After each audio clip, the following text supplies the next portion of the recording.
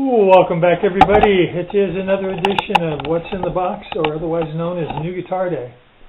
The story behind this guitar is interesting. I'll keep it short. I also want to forewarn you that we're getting low on batteries on the camera. This camera doesn't really give much of a warning, it just sort of bails. So there could be a weird edit somewhere in this, and that's what it was. Anyways, this guitar, probably 6 months ago, started showing up on Google Ads for Temu. But then you would click the picture and it would go to Temu and it would say no such guitar available. And I even wrote to Temu at some point and said, why are you tempting me with this guitar? This is an odd guitar. So anyways, this is a Rickenfaker, and it doesn't look, I'm already thinking, yeah, no, it looks like it could be. I'm a little worried here sometimes that it's not going to be what they say it is. Seems to be an issue sometimes getting everything in the box the right way. This is a 360, an imitation, of course, of a Rickenfaker 360. What drew me to this particular one was a couple things. First of all, the color is just out of this world. Certainly not for everybody, but I was instantly drawn to it. It's sort of a, judging by the headstock, there's more blue in it than I expected, but it is a derivative of a purple, which I just thought, wow. And it turns out that Rickenfaker made some purple guitars. I just want to do the quick check, because I have pulled more than one of these out of the box and had that terrible sinking feeling when you find out that something's broken. Okay, that's loose. We'll tighten that up. That feels good. The bridge looks like it's totally wackadoodle. I just want to film that, and I'm going to take a picture of it as well. This is just the nature of their bridge. It just sits there. And they'll probably take the string tension off. It'll probably fix real quick. So I'm going to take care of that, tune it up, play it, and I will be back. Again, I do believe I mentioned that it was May the 22nd, 2026. That's what old age does. It steals from you, but the color is really pretty. Yeah, the camera's showing more blue than in real life, but welcome back everybody. It is still the 22nd of May, May 22nd, 2026. It's about 2 o'clock in the afternoon now. Wanted to show you, yes, this guitar suffers from the dirty finger syndrome. But it did prove one thing, because these Rickenfakers have lacquered fingerboards. So this definitely does not come from the fingerboard. This is from the strings.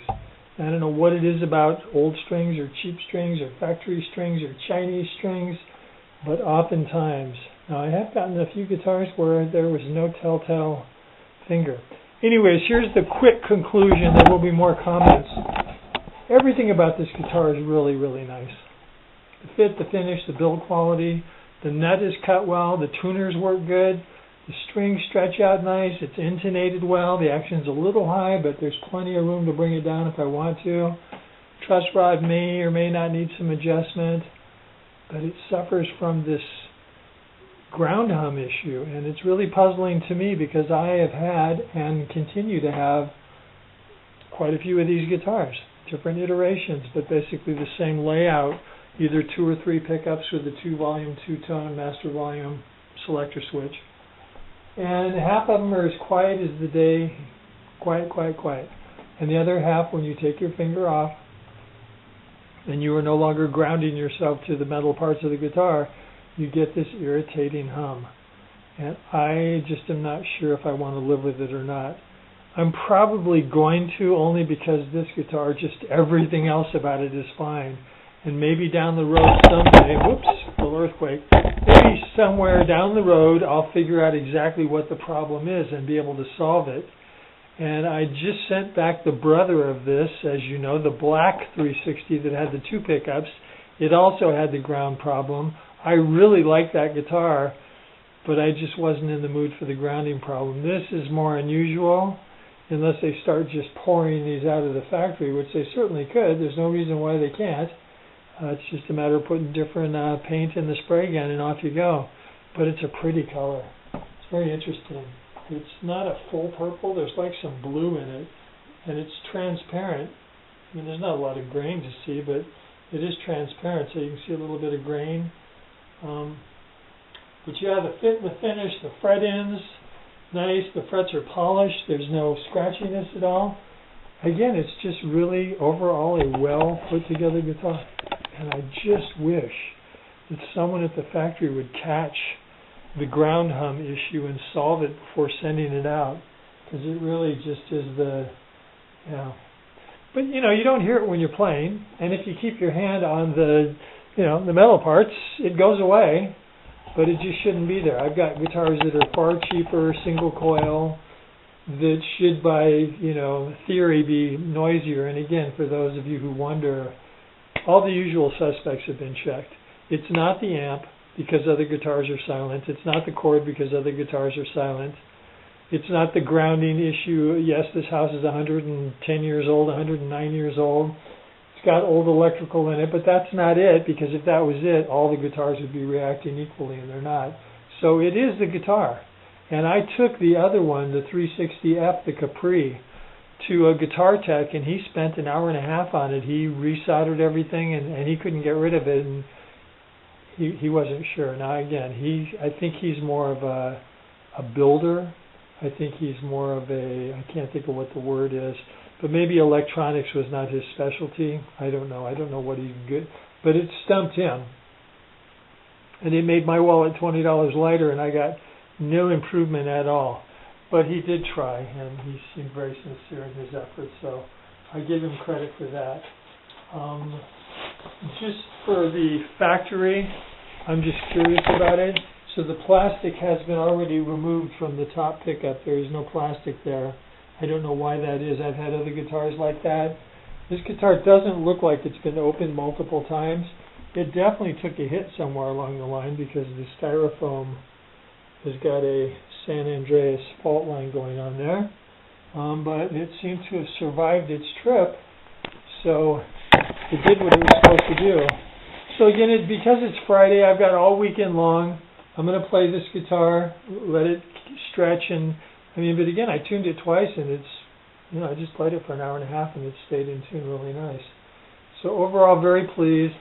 Sad about the ground issue, but that's just me being a niggly cowiggly. We'll see.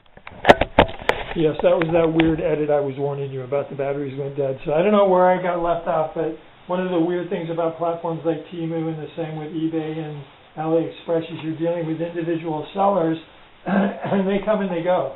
And this person had these guitars up for about a day, and then boom, they disappeared. So I don't get to deal with them directly, which is too bad, because sometimes they're more flexible and more sympathetic.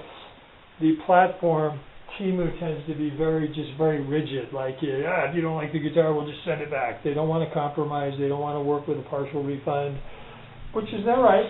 They can do whatever they want, but it's just too bad, because it's a waste sending guitars back and forth when sometimes all you want is just a reasonable compensation to take care of the part, the issue, fix it, and they don't seem to want to work with you. Anyways, that's enough editorializing. We will be back with more information as it becomes available. Ooh, welcome back, everybody. It is Monday. It's Monday, May the 25th, 2026, the day we celebrate as Memorial Day. What began once upon a time as a very solemn day has sort of morphed into just a 3-day weekend, barbecues, hot dogs, frivolity. But everyone should take at least a moment and pause and give thanks for the purpose, for the point behind Memorial Day, which is to honor those who gave their lives in wars to protect the freedoms that we enjoy and quite often, me included, take for granted. Okay, enough of that. Just back really quick to put a period at the end of the sentence. We've had this guitar now for 3 days, and it is a delightful guitar, and I have to say that I have no idea how it all works. I don't know if Censtar is actually a maker, if they're a company that just puts their name on a guitar and goes to the main factory in China and says, make me some guitars. But my experience with guitars branded as Censtar has been very positive. Quality is really nice. And this guitar plays great. It feels great. It looks great. I'm not sure if I've completed my relationship with purple yet. It's funny because looking through the viewfinder, the guitar looks more blue. And what's interesting about purple, I've learned a little bit about purple.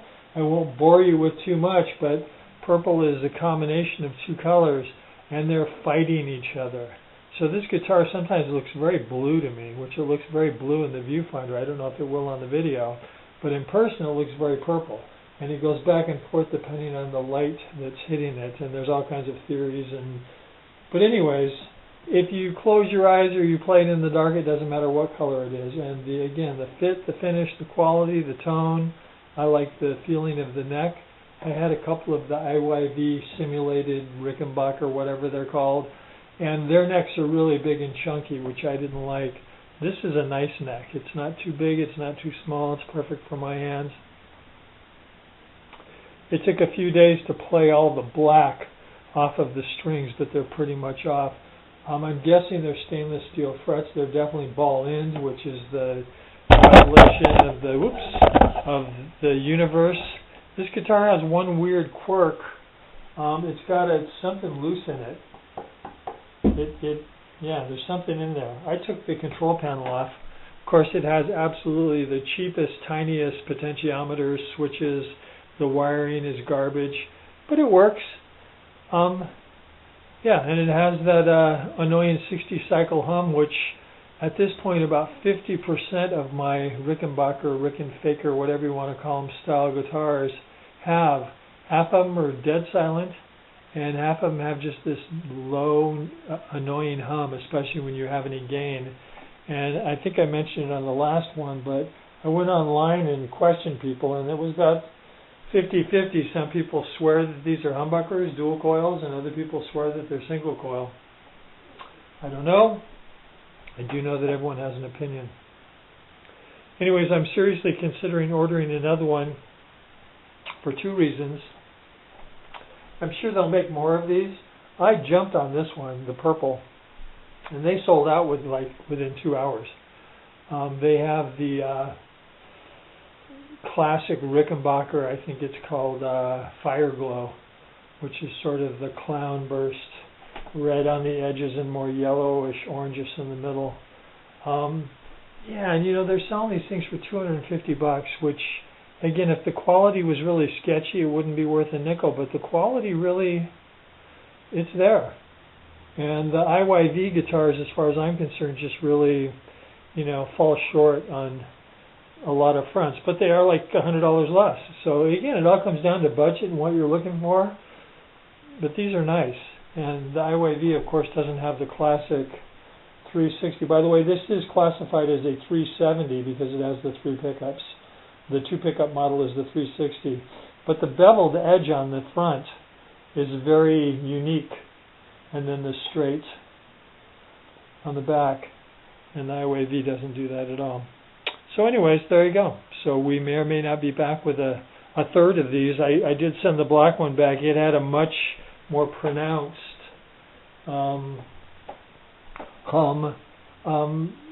beautiful guitar. And I have to say, there's nothing more classic in the land of Rickenfaker than the tuxedo look, the black guitar with the white pick guard and the white truss rod cover and the white binding around the neck. Very nice.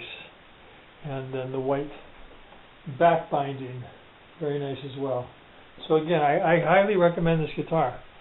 Not that I recommend guitars, because I don't, but if you're looking for a guitar that's Temu, they come and they go. The black ones have all gone. The blue ones have gone.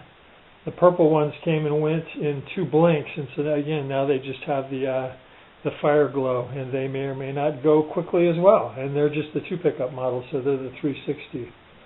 I haven't seen any other 370s.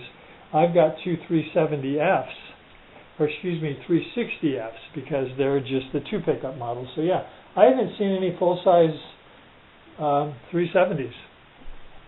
So I guess they don't make many of them. Anyways, have a very good holiday. Again, take a moment, pause, reflect well on those who gave everything so that you could enjoy this day. Thank you. Till then.